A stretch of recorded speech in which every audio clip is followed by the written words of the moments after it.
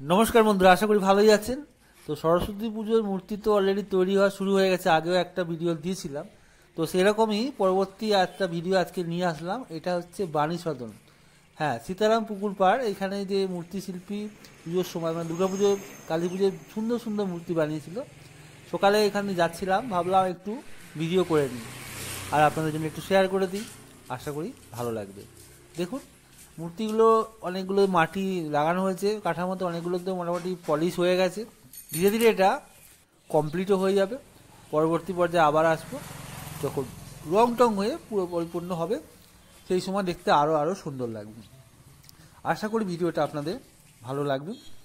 তো যাই হোক, তো আপনারা অবশ্যই কমেন্ট করে জানাবেন আপনারা কোথাকার মূর্তি দেখতে চান, বা সরস্বতী পুজোয় আপনাদের ওখানে প্ল্যানটা কী আছে, বা আর কোন কারিগরের শিল্পকলা আপনাদের সঙ্গে তুলে ধরলে ভালো হয়।